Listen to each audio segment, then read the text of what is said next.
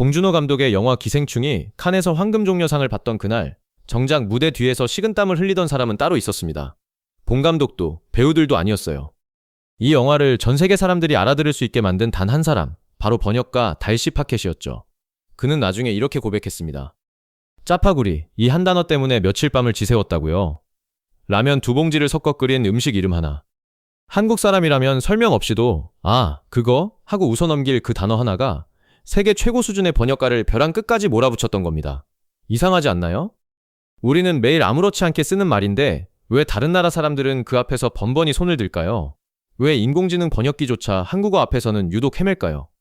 오늘 이야기는 바로 여기서 출발합니다. 한국어가 가진 다른 언어로는 도저히 옮길 수 없는 그 미친 표현력의 정체를 하나씩 파헤쳐 보려고 해요. 그리고 이야기를 따라가다 보면 아마 여러분도 깨닫게 될 겁니다.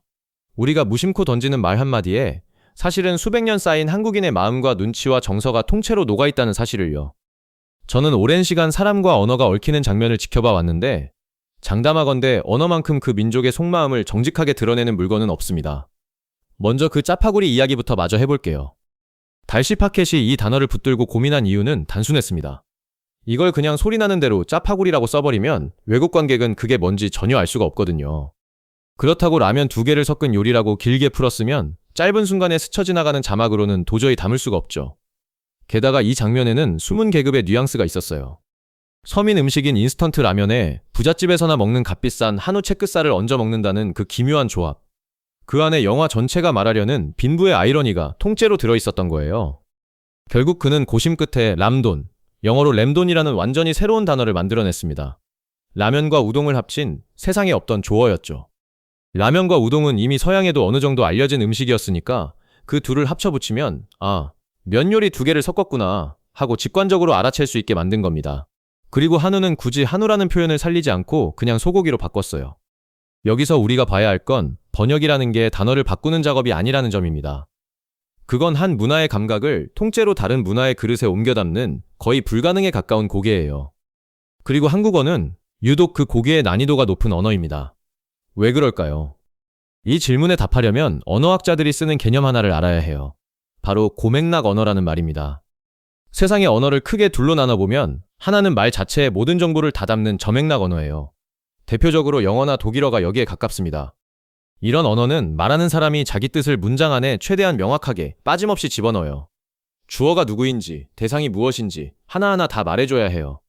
반대편에 있는 게 고맥락 언어인데 한국어는 세계에서 손꼽히는 극단적인 고맥락 언어로 분류됩니다. 한 대학의 언어문화 연구에서도 한국어를 대표적인 고맥락 언어의 사례로 다룰 정도예요. 이게 무슨 뜻이냐면 한국어는 말 자체보다 그 말이 놓인 상황이 의미를 완성한다는 거예요. 예를 하나 들어볼까요? 식당에서 친구가 나는 짜장면이라고 말했다고 쳐요. 이 문장을 고지곳대로 영어로 옮기면 나는 짜장면이다가 됩니다. 외국인이 들으면 기절할 노릇이죠. 사람이 어떻게 짜장면일 수가 있어요. 하지만 한국 사람은 아무도 헷갈리지 않아요. 그게 나는 짜장면을 주문하겠다는 뜻이라는 걸 그 상황 전체가 말해주니까요. 말은 절반만 했는데 나머지 절반은 그 자리에 공기가 채워주는 겁니다. 이게 바로 고맥락 언어의 힘이에요. 심지어 한국어는 주어를 통째로 생략하는 경우가 정말 많아요. 어디가? 라고 물으면 밥 먹으러 라고 답하죠. 여기엔 나도 없고 너도 없어요. 그런데도 완벽하게 통해요. 한국어를 쓰는 사람들은 태어날 때부터 이 생략의 기술을 몸으로 익힙니다. 말을 다 하지 않아도 통하니까 오히려 다 말하면 눈치 없는 사람이 되는 거죠. 바로 이 지점에서 외국인들은 첫 번째 벽에 부딪힙니다. 문장을 통째로 외워도 그 문장이 언제 어떤 상황에서 어떤 뜻으로 변하는지는 배울 수가 없거든요. 한국어를 오래 배운 외국인들이 하나같이 하는 말이 있어요. 단어와 문법은 다 알겠는데 정작 실제 대화에서는 무슨 뜻인지 감이 안 잡힐 때가 많다고요. 바로 이 문장 밖의 세계, 말하지 않은 절반의 영역이 그들을 괴롭히는 겁니다. 그리고 이 고맥락 언어라는 토양 위에서 다른 언어에는 아예 존재하지도 않는 단어들이 자라났어요. 그 첫 번째 주인공이 바로 눈치입니다. 눈치를 영어로 옮겨보라고 하면 번역가들이 한숨부터 쉬어요. 억지로 옮기자면 다른 사람의 감정이나 분위기를 재빨리 알아채는 사회적 감각 정도가 될 텐데 이렇게 길게 풀었어도 원래 느낌의 절반도 못 담아요.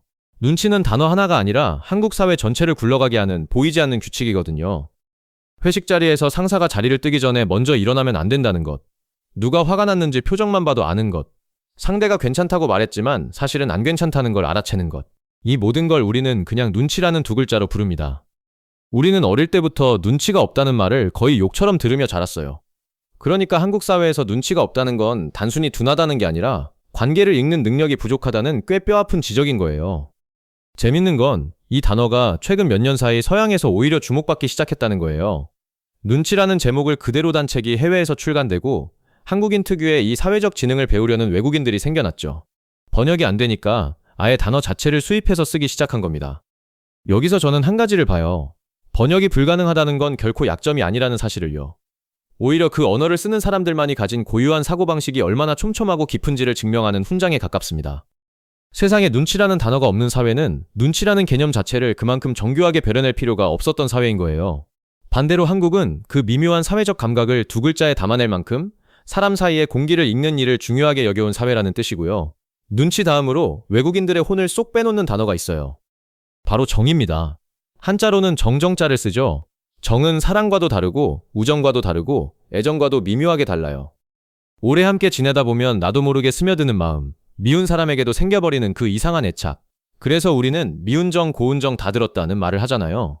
곰곰이 생각해보면 이건 정말 모순적인 표현이에요. 밉다는 감정과 애정이 한 문장 안에 아무렇지 않게 공존하니까요. 서양 언어의 논리로는 도저히 성립할 수 없는 문장인데 한국 사람은 이걸 듣는 순간 무슨 뜻인지 정확히 압니다. 정이라는 감정이 원래 그렇게 복잡하게 얽혀있다는 걸 몸으로 아니까요.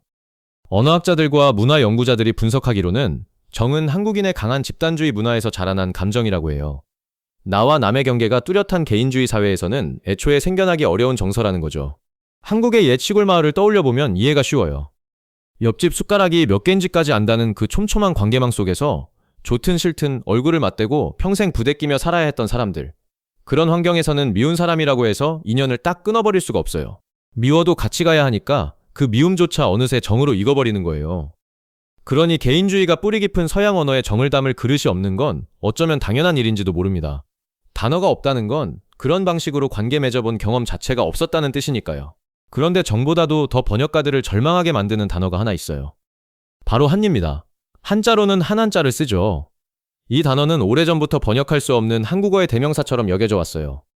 사전을 찾아보면 하늘 원망과 슬픔이 쌓여 응어리진 마음이라고 풀이하는데 이렇게 밋밋하게 정의해버리면 그 단어가 품은 깊이가 다 날아가 버려요. 어느 신문 칼럼에서는 사전이 한을 그저 원망과 슬픔의 응어리로 신명을 흥겨운 멋으로 밋밋하게 풀이하는 것 자체가 이 단어들의 본질을 놓치는 일이라고 지적하기도 했죠. 한은 단순한 원한이나 분노가 아니에요. 억울한 일을 당했지만 어쩌지 못하고 가슴속에 켜켜이 쌓아둔 슬픔. 그런데 그 슬픔이 원망으로만 남지 않고 어떤 끈질긴 삶의 에너지로, 예술로, 노래로 승화되는 그런 복잡한 정서죠. 판소리의 애절한 가락에도 아리랑의 후렴에도 이 한이 흐른다고들 해요. 흥미로운 건 한이 슬픔이면서 동시에 그 슬픔을 이겨내려는 힘이기도 하다는 점이에요. 주저앉는 감정이 아니라 오히려 그걸 딛고 일어서게 만드는 감정. 그래서 어떤 학자는 한이야말로 온갖 고난의 역사를 겪고도 한국인이 끝내 무너지지 않고 다시 일어선 원동력이라고 해석하기도 합니다. 그래서 한을 제대로 이해하려면 단어의 뜻을 아는 것으로는 부족하고 한국의 굴곡진 역사와 그 안에서 살아온 사람들의 마음을 통째로 이해해야 합니다. 번역가가 무릎을 꿇는 이유가 바로 여기 있어요. 한 단어를 옮기려는데 사실은 한 민족의 역사 전체를 옮겨야 하는 상황에 놓이는 거니까요. 여기까지 오면 이런 생각이 들 수도 있어요. 감정 단어야 원래 어느 나라 말이든 옮기기 어려운 거 아니냐고요. 맞는 말입니다. 그런데 한국어의 무서운 점은 눈치나 정의나 한처럼 크고 무거운 단어뿐 아니라 일상에서 아무렇지 않게 쓰는 사소한 감정어들조차 번역이 안 된다는 거예요. 대표적인 게 답답하다는 말이에요. 실제로 해외 언어 커뮤니티에서 외국인들이 한국어를 배우다가 가장 충격받는 단어로 이 답답하다를 꼽는 경우가 많아요. 답답하다는 건 뭔가 꽉 막혀서 속이 시원하게 뚫리지 않는 그 깝깝한 상태인데 상황에 따라 뜻이 계속 변해요. 말이 안 통하는 사람을 볼 때도 답답하고 좁은 공간에 갇혀 있을 때도 답답하고 하고 싶은 말을 못할 때도 답답하죠. 영어에는 이 미묘한 상태를 한 단어로 콕 집어내는 표현이 없어요. 그래서 외국인들은 답답하다를 배우고 나면 오히려 자기 나라 말로 이 감정을 어떻게 표현했었는지 헷갈린다고까지 말해요. 비슷한 단어가 줄줄이 이어져요. 서럽다, 억울하다, 아쉽다, 서운하다, 삐지다. 하나같이 영어로 딱 떨어지게 옮기기 어려운 말들이에요. 억울하다만 봐도 그래요. 내가 잘못하지 않았는데 누명을 쓰거나 부당한 대우를 받아서 가슴이 터질 것 같은 그 감정. 영어로는 unfair. 그러니까 불공평하다 정도로밖에 못 옮기는데 억울하다에 담긴 그 답답하고 원통하고 하소연하고 싶은 마음의 복합적인 결은 전혀 살지 않아요. 서운하다도 마찬가지예요. 상대가 내 기대만큼 안 해줘서 살짝 마음이 상했는데 그렇다고 화를 낼 정도는 아닌 그 애매한 감정. 이 미묘한 온도를 정확히 짚어내는 외국어 단어를 저는 아직 못 봤어요. 한국어는 이렇게 감정의 아주 미세한 층위까지 각각 다른 이름을 붙여둔 언어예요. 마치 슬픔이라는 색깔을 수십 가지 명도로 나눠서 하나하나 다른 이름표를 달아둔 것 같달까요. 이게 왜 대단하냐면 이름이 있어야 그 감정을 정확히 느끼고 표현할 수 있기 때문이에요. 언어가 섬세하면 마음도 섬세해집니다. 한국인이 유독 감정 표현이 풍부하고 정서적으로 예민한 건 어쩌면 이렇게 잘게 쪼개진 감정 단어들을 쓰며 자랐기 때문인지도 몰라요. 이번엔 감정 단어를 잠깐 떠나서 한국어의 구조 자체가 외국인을 시험에 들게 하는 지점을 볼게요. 그 대표적인 게 바로 존댓말, 그러니까 높임말 체계입니다. 한국어를 배우는 외국인들이 이구동성으로 하는 말이 있어요. 글자 읽는 건 하루면 배우는데 존댓말은 몇 년이 지나도 어렵다는 거예요. 실제로 한 방송에서 외국인들에게 한국어의 가장 어려운 점을 물었더니 발음도 문법도 아니고 존댓말이라는 답이 압도적이었어요. 생각해보면 한국어는 같은 뜻의 말을 상대가 누구냐에 따라 완전히 다르게 말해야 하는 언어잖아요. 밥 먹었어? 와, 식사하셨어요? 와, 진지 잡수셨습니까? 가 다 같은 뜻인데 상대의 나이와 지위와 나와의 관계에 따라 골라 써야 하죠. 조금만 잘못 골라도 순식간에 무례한 사람이 되어버려요. 외국인들이 우스갯소리로 하는 말이 있어요. 한국어를 배우다 보니 나도 모르게 예의 바른 사람이 됐다고요. 처음 보는 사람에게 반말을 하면 큰일 난다는 걸 배우고 나면 저절로 말투가 조심스러워진다는 거예요. 이 존댓말이라는 건 단순한 문법이 아니라 상대를 어떻게 대할지에 대한 태도, 그러니까 한국 사회의 위계와 예절 문화가 언어 속에 통째로 새겨진 결과물이에요. 그래서 존댓말을 배운다는 건 단어를 외우는 게 아니라 한국식 인간관계 전체를 배우는 일이 됩니다. 여기서 저는 좀 재밌는 지점을 봐요. 우리는 흔히 언어가 문화를 담는 그릇이라고 하잖아요. 그런데 존댓말을 보면 그 반대이기도 해요. 언어가 문화를 만들기도 하는 거예요. 매일 상대에 따라 말투를 바꿔가며 살다 보면 그 자체로 위아래를 따지고 상대를 배려하는 사고방식이 몸에 배게 되니까요. 언어와 문화가 서로를 빚어내는 그 오묘한 상호작용이 존댓말 안에 고스란히 담겨있는 셈이죠. 그리고 여기 하나 더, 어미의 미묘함이라는 함정이 있어요. 했어, 했네, 했는데, 했거든, 했잖아. 이게 다 과거의 어떤 일을 말하는 건데 끝에 붙는 두세 글자가 바뀔 때마다 말하는 사람의 감정과 태도가 완전히 달라져요. 했어는 담담한 사실이지만 했잖아에는 은근한 짜증이나 서운함이 묻어있고 했거든 에는 뭔가 반박하는 듯한 뉘앙스가 스며있죠. 했는데는 뭔가 아쉬움이나 말끝을 흐리는 여운이 남고요. 우리는 이걸 배운 적도 없는데 자유자재로 씁니다. 하지만 외국인 입장에서는 이 두세 글자의 차이가 지옥이에요. 사전에도 잘 안 나오고 문법책으로도 설명이 안 되니까요. 그저 수많은 대화 속에서 온몸으로 부딪혀가며 감을 익히는 수밖에 없어요. 이 어미 하나로 한국 사람들은 화났다는 걸 굳이 화났어 라고 말하지 않고도 전달할 수 있어요. 됐거든, 세 글자면 충분하죠. 이게 바로 앞에서 말한 고맥락 언어의 또 다른 얼굴이에요. 말 자체를 늘리지 않고 말끝의 미세한 변화로 감정을 실어보내는 압축의 기술인 거죠. 이번엔 좀 더 소리에 가까운 이야기로 가볼게요. 외국인들이 한국어를 배우다가 세상에 이런 게 다 있냐며 감탄하는 영역이 있는데 바로 의성어와 의태어입니다. 반짝반짝, 알록달록, 뒤죽박죽, 살랑살랑, 아장아장, 울긋불긋. 소리나 모양이나 움직임을 이렇게 생생하게, 그것도 같은 글자를 두 번 겹쳐서 리듬감 있게 표현하는 언어는 세계적으로도 드물어요. 영어에도 물론 의성어가 있지만 한국어만큼 종류가 많고 섬세하진 않아요. 예를 들어 비가 오는 모습만 해도 우리는 부슬부슬, 주룩주룩, 추적추적, 후드득을 다 구분해서 씁니다. 각각이 그리는 그림이 미묘하게 다르잖아요. 부슬부슬은 가늘게 흩날리는 비고, 주룩주룩은 굵게 쏟아지는 비고, 추적추적은 을씨년스럽게 내리는 비죠. 이걸 영어로 옮기면 그냥 비가 온다로 뭉뚱그려질 수밖에 없어요. 웃음소리도 마찬가지예요. 깔깔, 낄낄, 껄껄, 히히, 호호, 하하. 이게 다 다른 웃음이잖아요. 깔깔은 명랑하게 크게 웃는 거고, 낄낄은 뭔가 은밀하게 새어나오는 웃음이고, 껄껄은 나이 지긋한 어른의 호탕한 웃음이죠. 걷는 모습도 그래요. 아장아장은 아기가 걷는 거고, 뒤뚱뒤뚱은 뚱뚱한 사람이나 오리가 걷는 거고, 성큼성큼은 큰 보폭으로 씩씩하게 걷는 거예요. 이 모든 걸 한 단어씩 딱딱 짚어서 표현할 수 있다는 게 사실 어마어마한 표현력이에요. 한국어는 세상의 미세한 결을 언어로 붙잡아내는데 특별한 재능이 있는 언어인 거예요. 그림을 그리듯 소리로, 리듬으로 장면을 눈앞에 펼쳐 보이는 거죠. 그래서 한국어로 쓴 동화나 시가 유독 생생하고 리듬감이 넘치는 거예요. 그런데 바로 이 생생함이 번역가에게는 또 하나의 악몽이 됩니다. 반짝반짝을 영어로 옮기면 그냥 샤이닝, 즉 빛난다가 되어버리는데 그 순간 원문이 가졌던 그 반짝이는 리듬감이 통째로 사라져버리니까요. 그리고 감탄사 이야기를 빼놓을 수 없죠. 이 대목이 어쩌면 오늘 이야기의 백미일지도 몰라요. 바로 아이고입니다. 한 신문 기사에 따르면 10년 넘게 외국인에게 한국어를 가르쳐온 한 강사는 이 단어를 두고 이렇게 말했어요. 아이고는 상황이나 용례에 따라 느낌이 완전히 달라지기 때문에 하나로 딱 잘라 번역하는 게 불가능하다고요. 정말 그래요.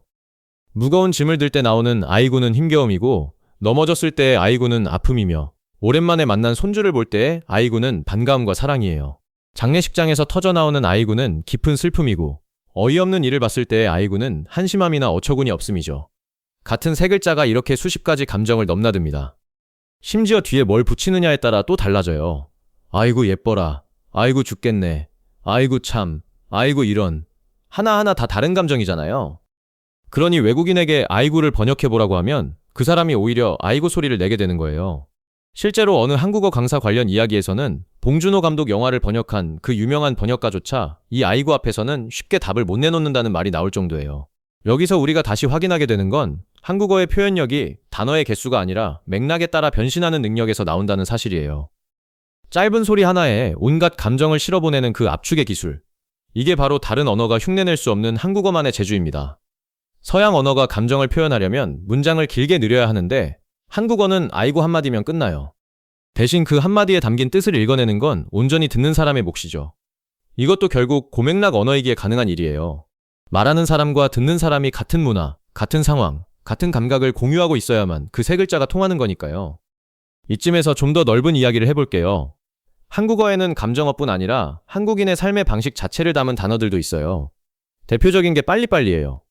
이제는 외국인들도 다 아는 한국어가 됐죠. 한국에서 몇 년 살다 온 외국인들이 자기 나라에 돌아가면 답답함을 느낀다는 얘기 많이들 하잖아요. 엘리베이터 닫힌 버튼을 습관적으로 누르게 되고 음식이 조금만 늦게 나와도 조바심이 난다고요. 흥미로운 건 이 빨리빨리 문화가 앞에서 말한 눈치와도 연결된다는 점이에요. 상황을 빠르게 파악해서 굳이 말하지 않아도 척척 알아서 움직이는 것. 그게 한국식 빨리빨리의 진짜 정체거든요. 이 단어 하나에 한국의 다이나믹한 역동성과 조급함이라는 양면이 다 들어있어요. 전쟁의 폐허에서 세계적인 경제 강국으로 그토록 빠르게 올라선 한국의 저력도 어쩌면 이 빨리빨리라는 말 속에 압축돼 있는지도 모르죠. 또 하나, 수고하셨습니다 라는 인사말도 생각보다 번역이 까다로운 말이에요. 이건 상대가 어떤 일에 애쓴 것을 알아주고 위로하는 인사인데 영어에는 이런 상황에 딱 맞는 표현이 마땅치 않아요. 굳이 옮기자면 수고했다, 잘했다 정도가 되는데 그 안에 담긴 상대의 노고를 헤아리는 그 따뜻한 마음까지는 전해지지 않아요. 이 말 하나에도 서로의 노력을 알아주고 챙기는 한국인의 관계 문화가 스며 있는 거예요. 하루를 마치며 동료에게 건네는 이 한마디가 사실은 함께 애쓴 시간을 인정하는 꽤 다정한 의식인 셈이죠. 그리고 외국인들이 정말 두 손 두 발 다 드는 영역이 하나 더 있어요. 바로 가족 호칭입니다. 인터넷에 정신이 아득해지는 한국의 호칭이라는 표가 돌아다닐 정도로 한국어의 친족 호칭은 어마어마하게 복잡해요. 영어에서는 아버지 쪽이든 어머니 쪽이든 나이가 많든 적든 그냥 다 엉클 하나면 끝나요. 그런데 한국어는 아버지의 형은 큰아버지, 아버지의 남동생은 작은아버지, 어머니의 남자 형제는 외삼촌, 고모의 남편은 고모부, 이모의 남편은 이모부, 이렇게 관계마다 다 다른 이름이 붙어요. 결혼을 하면 이 세계는 더 복잡해지죠. 아내의 오빠, 남편의 형, 남편의 여동생. 하나하나 다 부르는 말이 달라요. 왜 이렇게까지 복잡하게 만들었을까요? 그건 한국이 그만큼 가족과 친척 관계를 촘촘하게 따지고 중요하게 여겨온 사회였기 때문이에요. 누가 아버지 쪽이고 누가 어머니 쪽인지, 누가 위이고 누가 아래인지 그 관계를 정확히 아는 것이 곧 예절이었던 거죠. 호칭 하나에도 한국 사회가 사람 사이의 관계를 얼마나 세밀하게 구조화했는지가 드러나는 거예요. 이제 다시 K-콘텐츠 이야기로 돌아와 볼게요. 오징어 게임이 전 세계 83개국에서 1위를 하며 신드롬을 일으켰을 때 뜻밖의 논란이 하나 따라붙었어요. 바로 영어 자막이 원래 대사의 맛을 제대로 못 살렸다는 지적이었죠. 대표적인 게 오빠라는 단어였어요. 극 중에서 한 여성이 남자에게 애교 섞인 말투로 오빠라고 부르는 장면이 있는데 영어 자막에서는 이걸 올드맨, 그러니까 아저씨나 영감에 가깝게 옮겨버렸어요. 한국 사람들은 이 자막을 보고 폭소했죠. 오빠라는 말 속에는 친근함, 애교, 은근한 밀당, 나이 차에 대한 미묘한 감정까지 다 들어있는데 그걸 그냥 올드맨으로 처리해버렸으니까요. 물론 번역가 입장에서도 억울한 면이 있어요. 짧은 자막 안에 그 모든 뉘앙스를 담는 건 애초에 불가능하니까 어쩔 수 없이 가장 무난한 선택을 한 거죠. 실제로 번역 전문가들은 이걸 두고 오역이 아니라 현지화라고 설명하기도 해요. 그 문화권 사람들이 가장 자연스럽게 받아들일 수 있는 표현으로 바꾸는 게 번역의 본질이라는 거죠. 하지만 이 작은 논란 하나가 아주 중요한 걸 보여줬어요. 한국어에는 심지어 호칭 하나에도 관계와 감정이 통째로 녹아있다는 사실을요. 오빠, 언니, 형, 누나, 선배 이런 말들은 단순히 나이 많은 사람을 부르는 호칭이 아니라 그 사람과 나의 관계를 규정하는 이름표거든요. 게다가 피 한 방울 안 섞인 사이에도 오빠나 언니라고 부르잖아요. 그 순간 남남이던 관계가 마치 가족처럼 가까워지는 그 미묘한 마법. 서양처럼 이름만 부르고 많은 언어권에서는 이 세계를 이해하기가 정말 어려워요. 이름을 부르는 대신 관계를 부르는 언어. 그게 한국어예요. 여기서 잠깐 한국어가 왜 이렇게 표현력이 풍부한지를 그 뿌리에서 짚어볼 필요가 있어요. 바로 한글이라는 문자 자체의 힘입니다. 세종대왕이 만든 한글은 세계 언어학자들이 입을 모아 가장 과학적인 문자라고 평가하는 글자예요. 소리나는 모든 것을 거의 그대로 적을 수 있다는 게 한글의 놀라운 장점이죠.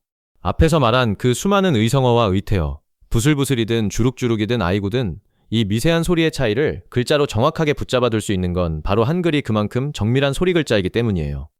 미국의 유명한 소설가 펄 벅은 한글을 두고 세계에서 가장 단순하면서도 가장 훌륭한 글자라 극찬하며 세종대왕을 한국의 레오나르도 다빈치라고까지 불렀어요. 문자가 이렇게 소리를 자유자재로 담아낼 수 있으니 그 위에서 표현력이 마음껏 꼽힐 수 있었던 거죠. 어떤 언어가 아무리 섬세한 감각을 가졌어도 그걸 적어낼 문자가 부실하면 표현은 거기서 막히고 말아요. 한국어의 그 미친 표현력 뒤에는 그것을 온전히 받아 적을 수 있었던 한글이라는 든든한 그릇이 있었던 겁니다. 그렇다면 인공지능은 어떨까요? 요즘 번역기 성능이 눈부시게 좋아졌잖아요. 그런데도 한국어 앞에서는 유독 자주 넘어집니다.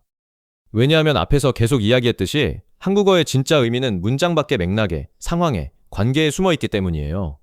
인공지능은 문장 안의 정보는 잘 읽어내지만 문장 밖의 공기까지는 아직 읽지 못해요. 나는 짜장면을 여전히 나는 짜장면이다로 옮길 가능성이 높은 거죠. 누가 누구에게 말하는지, 그 자리의 분위기가 어떤지, 두 사람의 관계가 어떤지 이런 정보가 없으면 존댓말을 써야 할지 반말을 써야 할지조차 판단하기 어려워요. 그래서 저는 한국어야말로 인공지능 시대에도 끝까지 인간 번역가가 필요한 언어일지 모른다고 생각해요. 기계가 단어는 바꿔줄 수 있어도 그 단어에 스며든 눈치와 정과 한을 이해하는 건 결국 사람의 몫이니까요. 아무리 기술이 발전해도 미운정, 고운정이 무슨 뜻인지 진짜로 아는 건 그 감정을 살아본 사람뿐이에요. 자, 여기까지 오면서 우리는 한국어가 왜 그토록 번역하기 어려운 언어인지를 하나씩 살펴봤어요. 말의 절반을 상황에 맡기는 고맥락 구조, 다른 언어에 아예 없는 눈치와 정과 한 같은 감정 단어, 답답하다, 억울하다, 서운하다처럼 감정의 미세한 결까지 각각 이름 붙인 섬세함, 상대에 따라 통째로 바뀌는 존댓말 체계, 두세 글자로 감정을 뒤바꾸는 어미, 세상의 미세한 결을 붙잡는 의성어와 의태어, 하나의 소리에 수십 가지 마음을 담는 감탄사, 관계를 통째로 담은 호칭, 그리고 그 모든 걸 받아 적어낸 한글이라는 문자까지. 이 모든 게 겹겹이 쌓여서 한국어를 세계에서 가장 옮기기 까다로운 언어 중 하나로 만들었어요. 그런데 이야기를 여기서 끝내면 뭔가 아쉬워요. 왜냐하면 이 번역 불가능함이 진짜로 말해주는 건 따로 있거든요. 어떤 단어가 다른 언어로 옮겨지지 않는다는 건 그 단어를 만들어낸 사람들이 그만큼 세상을 남다르게 느끼고 남다르게 관계 맺어왔다는 증거예요. 한국인은 말을 다 하지 않고도 서로를 알아채는 법을 익혔고 미운 사람에게도 정이 드는 마음의 결을 언어에 새겼으며 억울한 슬픔조차 예술로 승화시키는 정서를 한 글자에 담았어요. 이건 단순히 언어가 복잡하다는 이야기가 아니에요. 그 언어를 쓰는 사람들의 마음이 그만큼 섬세하고 관계를 소중히 여기며 감정의 미묘한 층위를 놓치지 않는다는 이야기예요. 번역가가 무릎을 꿇는 그 순간이야말로 사실은 한국어가 얼마나 풍부하고 깊은 언어인지를 세상이 인정하는 순간인 셈이죠. 우리는 이 언어를 너무 당연하게 쓰다 보니 그 가치를 잘 못 느끼고 살아요. 하지만 오늘 이야기한 그 모든 단어들, 눈치와 정과 한과 아이고, 이 말들을 아무 설명 없이 듣는 순간 그 뜻을 온몸으로 이해할 수 있다는 것. 그게 바로 한국인이라는 정체성의 가장 깊은 뿌리인지도 모릅니다. 세상 어떤 번역기도, 어떤 뛰어난 번역가도 끝내 완전히 옮기지 못하는 그 마음의 언어를 우리는 태어나면서부터 자연스럽게 나눠 갖고 있으니까요. 생각해보면 참 신기한 일이에요. 우리에게는 너무 쉬워서 배운 기억조차 없는 이 언어가 누군가에게는 평생을 바쳐도 다 오르지 못할 산이라는 게 말이죠. 그러니 다음에 누군가 무심코 아이고 하고 한숨을 내쉴 때, 혹은 미운정 고운정 다 들었다고 웃으며 말할 때 그 짧은 말 안에 담긴 온 세계를 한 번쯤 떠올려 보셔도 좋겠어요. 그건 단순한 말이 아니라 수백 년 이어져 온 한국인의 마음 그 자체니까요. 끝까지 시청해주셔서 감사합니다.